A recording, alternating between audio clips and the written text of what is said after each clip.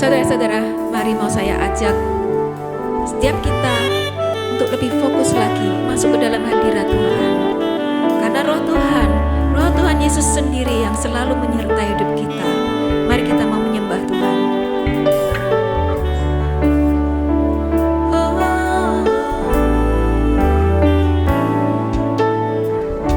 Saat ku menyembah-Mu, Roh-Mu bekerja.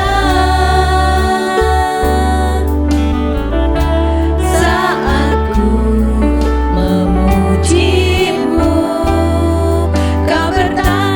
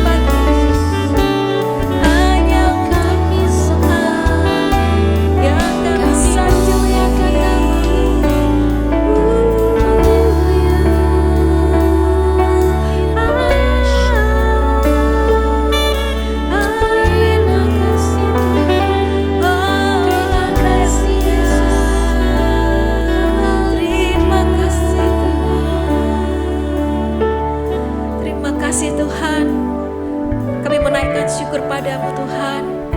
Kami mau menyambut firman-Mu Tuhan. Berkati hamba-Mu yang akan menyampaikan firman-Mu Tuhan. Biarlah firman-Mu yang mampu mengubah hidup kami, mampu mengubah pikiran kami ya Tuhan, cara pandang kami ya Tuhan, perbaharui hidup kami ya Tuhan. Terima kasih ya Tuhan. Biarlah Tuhan sore hari ini Tuhan, kami siap mau menyambut firman-Mu ya Tuhan. Hanya di dalam nama Yesus. Terima kasih Tuhan. Haleluya. Amin. Shalom House of Grace. Kali ini saya diberikan kesempatan oleh Pastor Yuki dan Pastor Villa untuk menyampaikan firman Tuhan di ibadah online ini. Terima kasih untuk kesempatan yang diberikan oleh House of Grace. Dan kali ini kita akan belajar tentang manfaat firman Tuhan. Sebelum kita mempelajari firman Tuhan, mari terlebih dahulu kita berdoa bersama. Minta pengertian daripada Tuhan. Oke? Yuk kita berdoa. Tuhan, terima kasih kami mau belajar akan firman-Mu. Kami buka hati kami Tuhan untuk ditaburi oleh firman Tuhan. Berkati kami untuk bisa Tuhan menangkap akan kebenaran yang memerdekakan kami, yang menyemangati kami, memotivasi kami, dan menolong kami Tuhan untuk hidup lebih baik lagi daripada sebelumnya. Terima kasih di dalam nama Yesus yang berdoa, haleluya, amin. Nah, sebagai orang Kristen kita selalu diajarkan untuk tekun dan setia membaca Alkitab, benar kan? Kita diajari untuk bangun saat teduh, yaitu setiap hari kita punya waktu untuk baca Alkitab. Entah berapa ayat, entah pasal gitu, entah per perikop dan yang lainnya. Dan ini kita kerjakan. Kenapa? Karena ini adalah gaya hidup yang dibangun dari zaman dulu sampai zaman sekarang. Dan gaya hidup seperti ini benar dan sangat baik buat kita. Karena Alkitab ini berisi firman Tuhan, perkataan Allah sendiri. Kita belajar mengenal Tuhan kita melalui pembacaan firman Tuhan atau pendengaran akan firman Tuhan.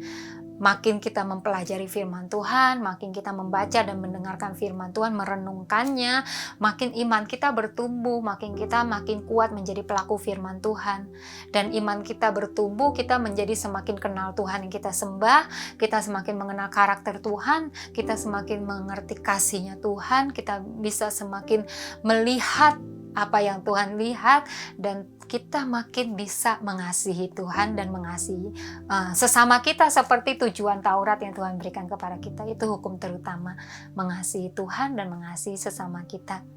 Nah, penting banget untuk baca Alkitab. Kalau hari-hari ini ada teman-teman yang sedang malas baca Alkitab, sedang tidak semangat baca Alkitab, atau suka lagi skip baca Alkitab, saya berharap mendengar firman ini semangatnya kembali dipulihkan, kembali lagi termotivasi, kembali lagi untuk mengambil keputusan membaca Alkitab lagi setiap hari atau merenungkan firman setiap hari.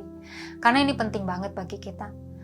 Ketika saya baru bertobat waktu kurang lebih 25 tahunan lalu, begitu doa lahir baru, saya langsung dikasih tahu untuk kita nih udah anak Tuhan. Anak Tuhan itu tuh belajar mengenal Tuhan lewat Alkitab. Jadi bacalah Alkitab setiap hari gitu. Dan itu saya pegang saat itu sampai sekarang saya melakukannya gitu. Saya belajar tekun dan setia di dalamnya. Dan sampai sekarang saya tidak pernah menyesal bahwa saya melakukannya. Kenapa? Karena benefitnya luar biasa banget bagi hidup saya. Saya tuh banyak mengalami perubahan hidup melalui pembacaan Alkitab, melalui pembelajaran firman Tuhan, melalui pendengaran dan perenungan firman Tuhan. Banyak banget pola pikir saya yang berubah, emosi saya berubah, prinsip-prinsip hidup saya berubah, tujuan hidup saya berubah, karakter saya berubah, dan semuanya berubahnya ke lebih baik, bukan lebih buruk. Nah, itu yang terpenting. Makanya kita penting untuk memasukkan nilai-nilai firman Tuhan dalam hidup kita. Kalau sampai anak-anak Tuhan banyak yang males baca Alkitab atau nggak mau tekun dan setia baca Alkitab, itu kenapa? Sebenarnya karena mereka nggak tahu value, nggak tahu nilainya dari pendengaran dan pembacaan firman Tuhan setiap hari itu. Mereka nggak tahu benefit apa yang bisa mereka terima dengan melakukan itu. Memang tidak selalu wah ya, tapi benefit itu terus ada seiring waktu. Makin kita melakukannya, makin kita mulai ngerti nilai dan value dari firman Tuhan itu sendiri. Dan firman Tuhan itu sungguh-sungguh memerdekakan hidup kita dalam banyak hal. Makin kita baca Alkitab, makin kita melihat sisinya Allah, karakternya Allah, pribadinya Allah, maksudnya Allah, jalan-jalan Tuhan, kehendak Tuhan. Makin kita bisa mengerti kenapa ada ayat yang ditulis bahwa firman-Mu adalah pelita bagi kakiku dan terang bagi jalanku. Kita mengerti, kita mengalaminya, dan kita makin semangat mengerjakannya.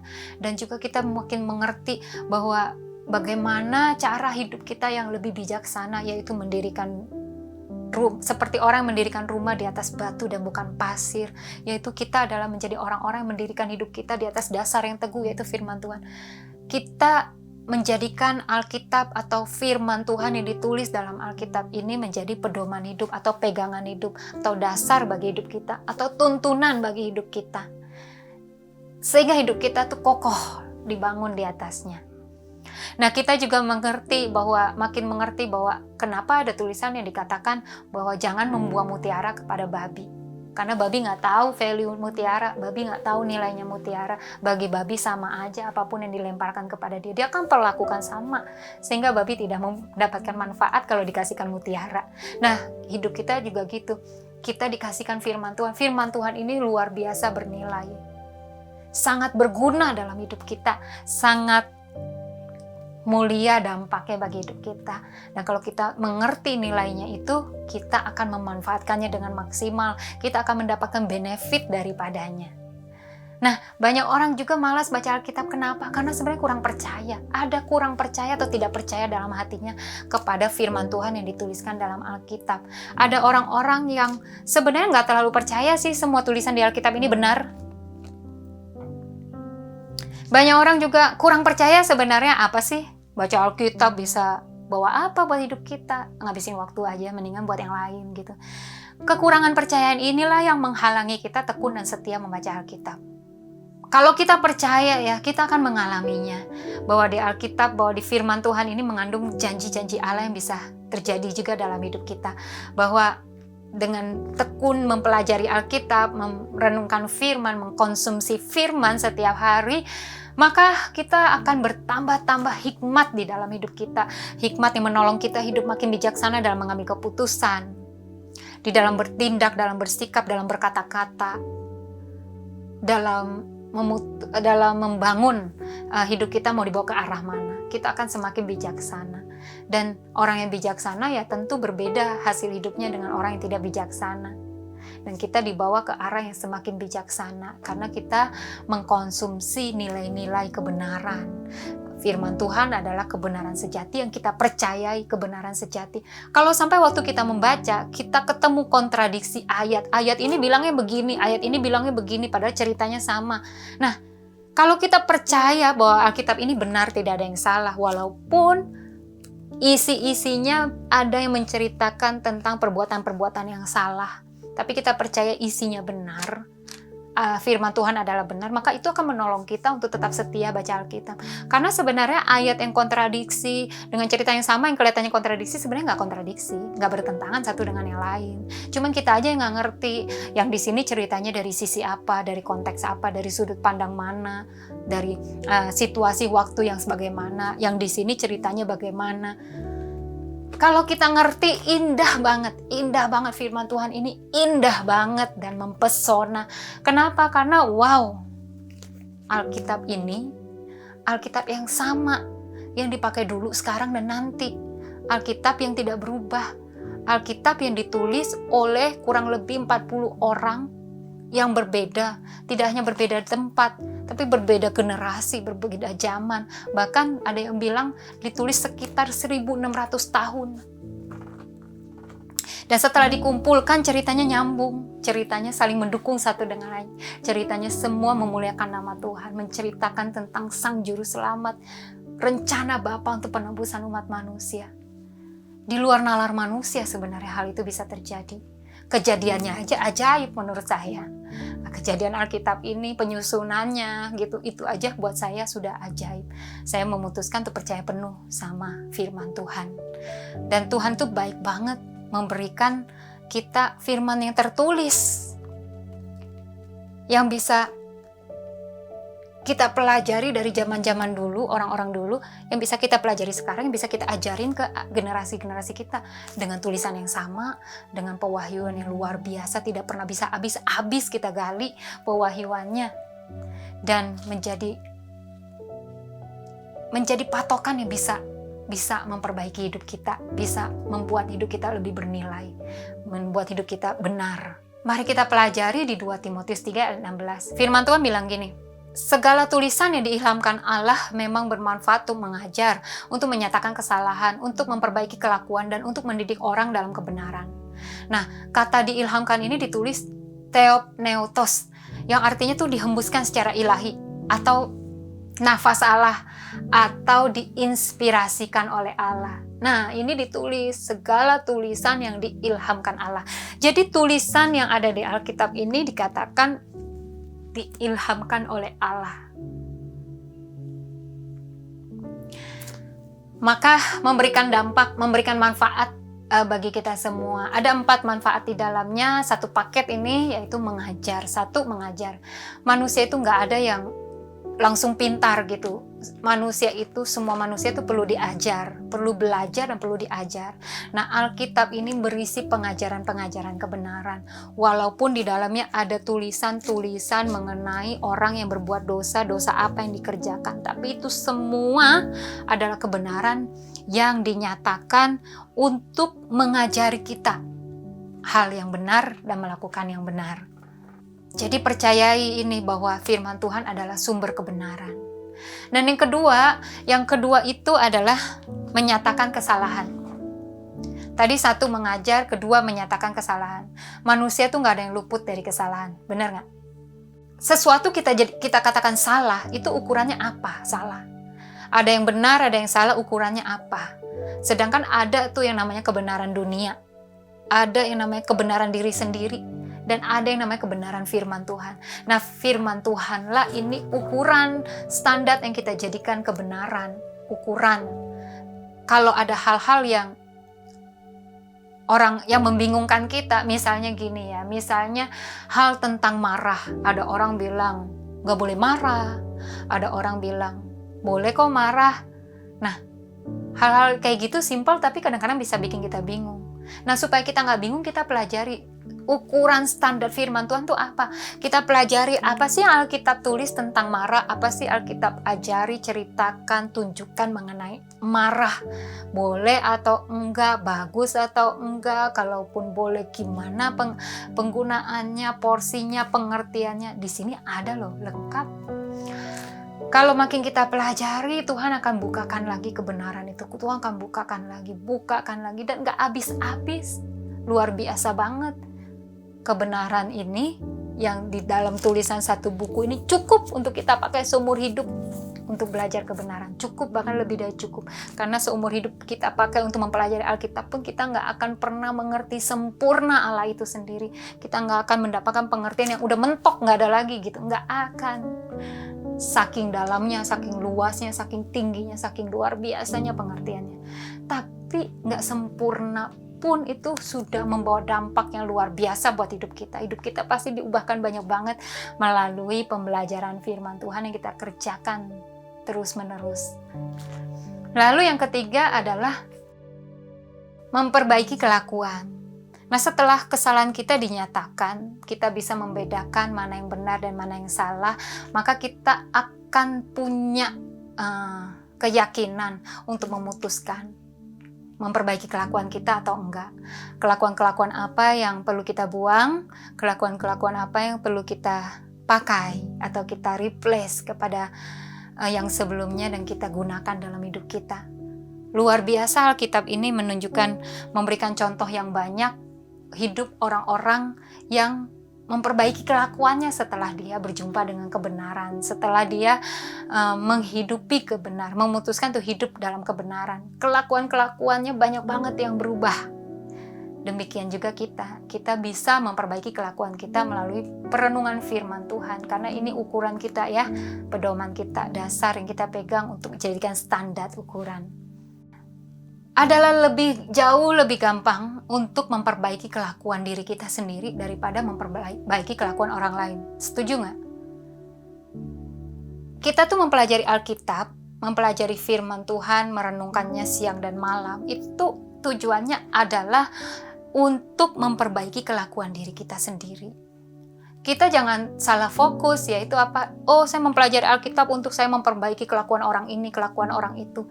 Engkau akan kecewa, engkau akan mengecewakan orang lain juga gitu, karena kita salah fokus. Tapi Alkitab yang kita baca setiap hari tujuannya sebenarnya adalah untuk memperbaiki kelakuan diri kita dulu nih. Berharap-harap kita memperbaiki kelakuan kita menjadi contoh, menjadi teladan, menjadi role model bagi orang lain. Orang lain mengikuti, puji Tuhan. Tapi orang lain kalau nggak mau ikutin, ya biasanya kalau teladan yang bagus akan ada orang yang ngikutin. Jadi nggak akan sia-sia gitu, dan disitulah kita menjadi terang, menjadi garam. Jadi banyak kelakuan kita yang mesti berubah, dan ukuran standar perubahan itu ya firman Tuhan, bukan menurut ukuran dunia, menurut ukuran orang lain, tapi menurut ukuran Tuhan sendiri yang Tuhan percayakan dalam firman Tuhan. Nah, contoh yang di dalam Alkitab ya, misalnya Saulus. Sebelum dia bertemu dengan Tuhan, dia namanya Saulus.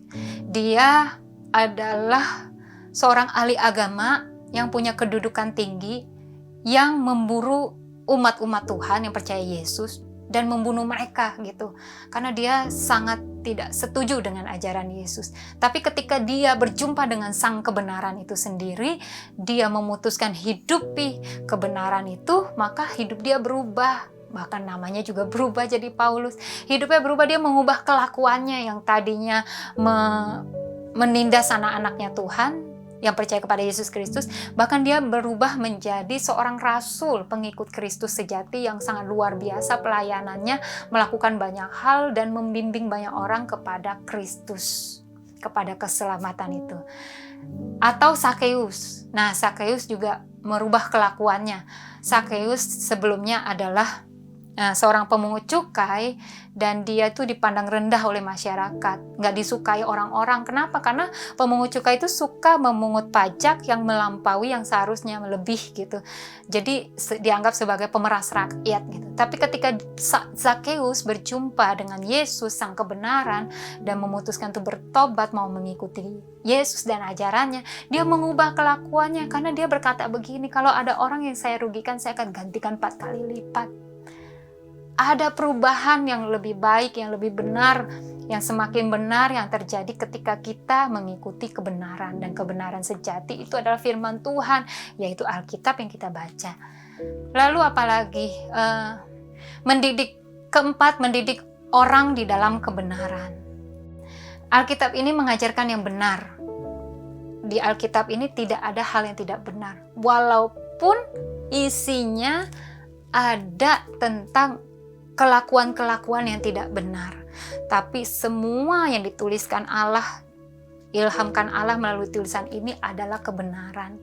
Ini terus saya ulang supaya meresap bahwa firman Tuhan adalah kebenaran tertinggi, kebenaran sejati yang bisa kita andalkan untuk kita jadikan patokan dalam hidup kita, untuk kita pelajari dan kita ikuti pengajarannya.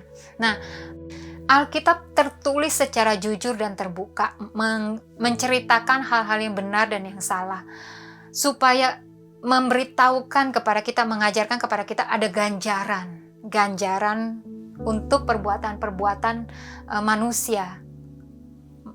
Ada konsekuensi dari dosa, ada ganjaran yang baik juga untuk perbuatan benar, ada hal-hal yang akan kita tuai menurut perilaku kita, menurut apa yang kita buat dalam hidup kita. Nah, ini yang akan mendisiplinkan kita di dalam pengajaran Tuhan. Itu membuat kita takut akan Tuhan. Hidup kita hormat kepada Tuhan. Hidup kita semakin menyenangkan hati Tuhan. Hidup kita semakin dewasa, semakin mengerti keputusan-keputusan yang kita ambil berdasarkan juga konsekuensi-konsekuensinya.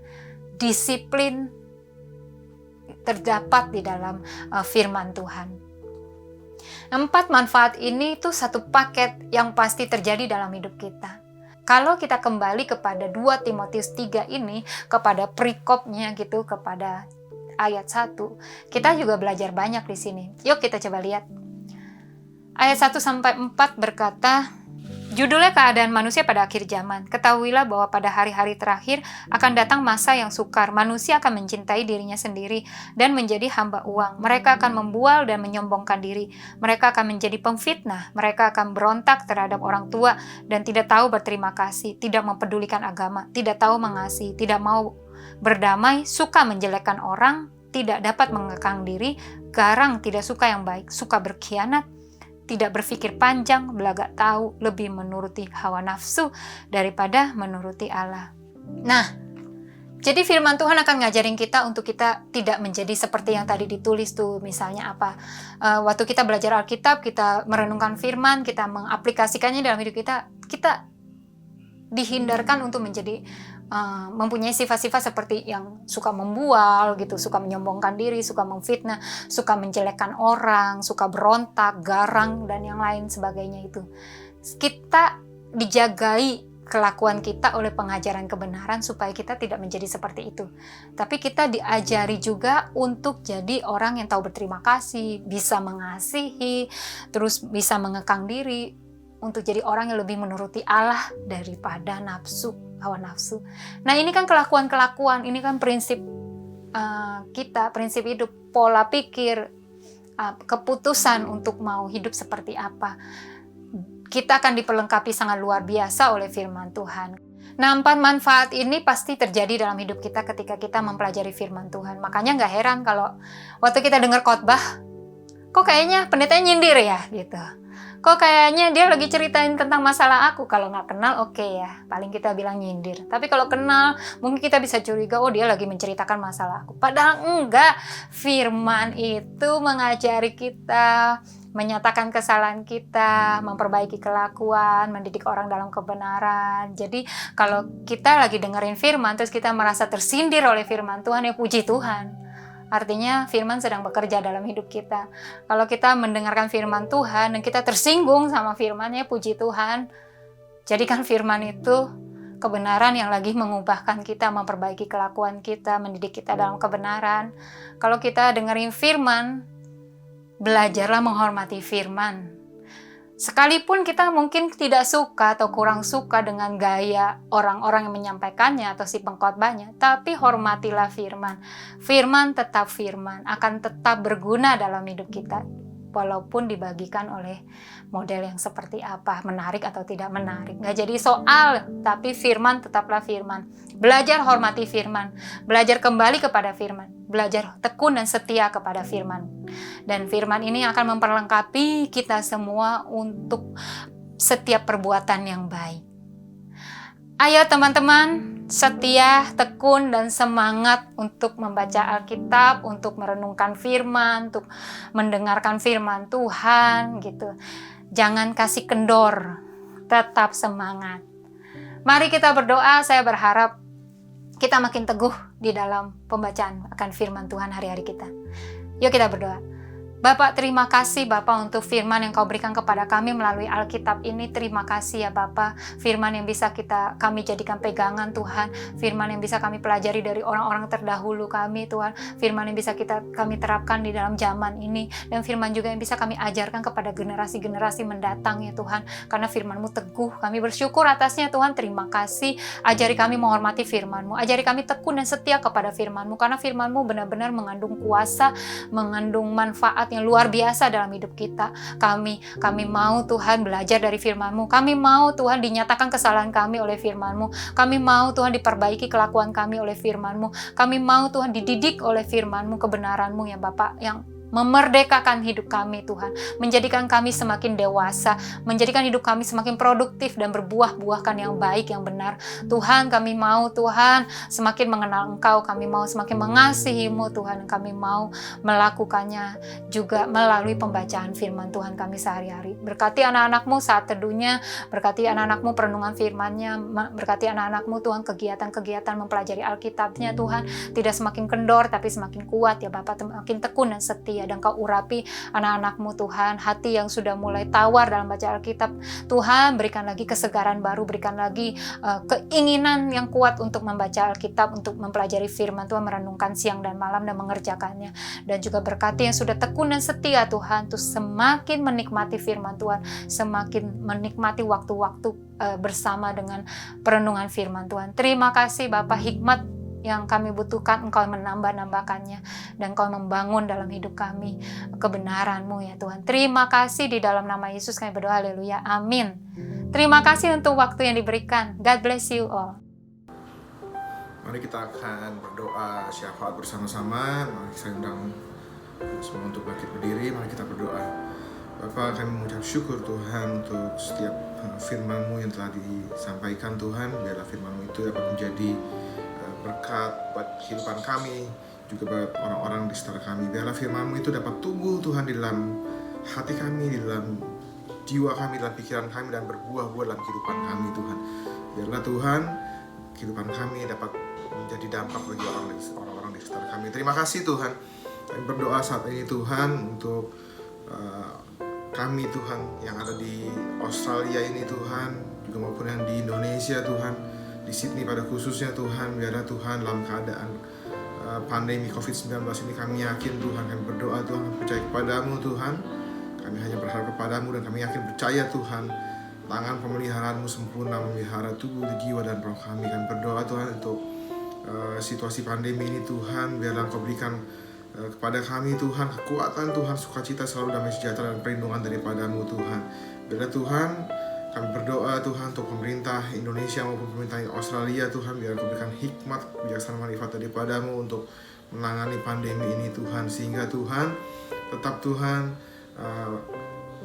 penyakit ini dapat dikendalikan Tuhan dan dapat segera berakhir ya Tuhan Yesus. Terima kasih. Biarlah kami lepaskan Tuhan roh sukacita dan damai sejahtera Tuhan, dan segala roh sakit penyakit kami tolak hanya dalam nama Tuhan Yesus. Kami juga berdoa Tuhan buat anak-anak-Mu Tuhan yang dalam keadaan struggle Tuhan, dalam keadaan terjepit Tuhan, dalam keadaan ada masalah Tuhan. Biarlah Kau berikan kekuatan Tuhan. Apa yang mereka butuhkan Tuhan, Kau yang cukupi Tuhan. Mereka yang kehilangan pekerjaan Tuhan, biarlah Tuhan Kau berikan pekerjaan lagi Tuhan. Kau berkati Tuhan. Biarlah Tuhan mereka yang struggle dalam kesehatannya Tuhan, Kau mau sembuhkan, Kau mau berikan kekuatan Tuhan. Terima kasih sekali lagi Tuhan. Kami percaya kami gak sendiri Tuhan. Kami punya Allah yang besar Tuhan, Allah yang lebih besar dari apapun juga, Allah yang lebih besar daripada setiap masalah yang kami hadapi. Terima kasih, kami percaya Tuhan, tangan-Mu selalu besar dengan kami. Terima kasih banyak, terima kasih sekali lagi. Dan biarlah Tuhan, kita akan mengakhiri ibadah kita saat ini. Mari kita akan berdoa sekali lagi. Terima kasih Tuhan Yesus, terima kasih Kau telah pimpin ibadah kali ini. Biarlah Tuhan kami berdoa Tuhan untuk setiap jemaat-Mu Tuhan, dimanapun mereka berada. Tangan penyertaan-Mu selalu sempurna Tuhan. Terima kasih banyak Tuhan Yesus. Dan biarlah Tuhan, kami akan kembali Tuhan pada aktivitas kami kembali masing-masing. Kami akan kembali ke tengah keluarga kami masing-masing. Kami akan kembali Tuhan ke tengah dunia kami masing-masing Tuhan.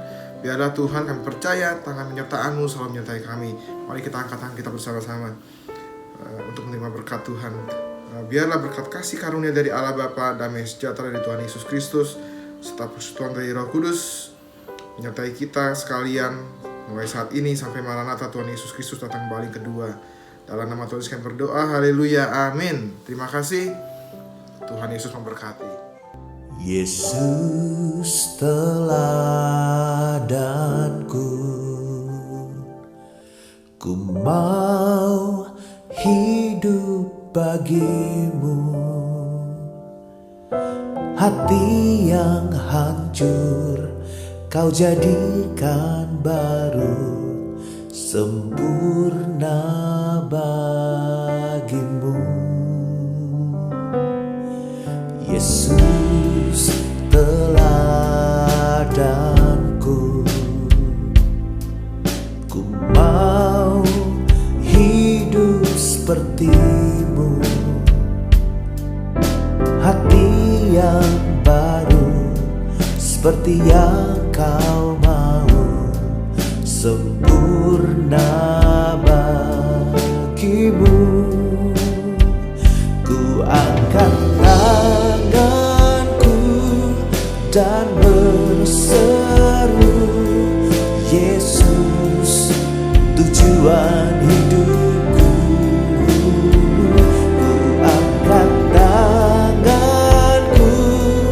dan berseru, Yesus tujuan imanku.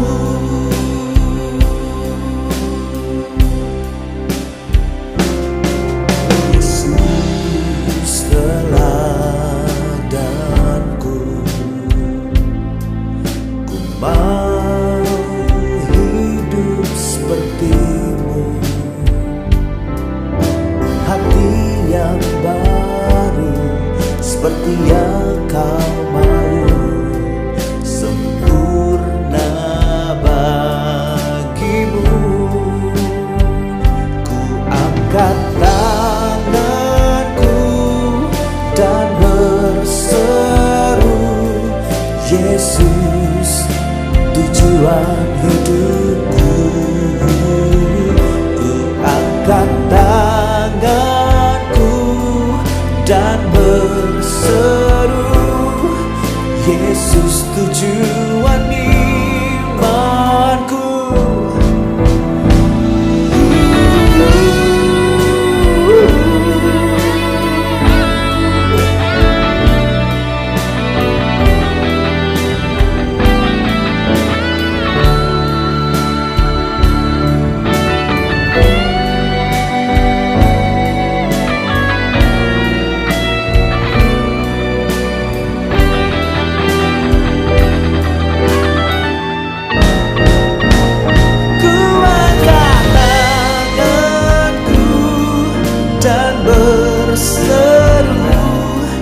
Yesus tujuan hidupku.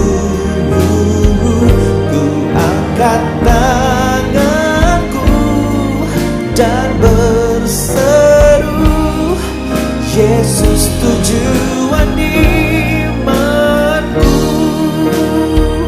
Ku angkat tanganku dan berseru, Yesus tujuan imanku.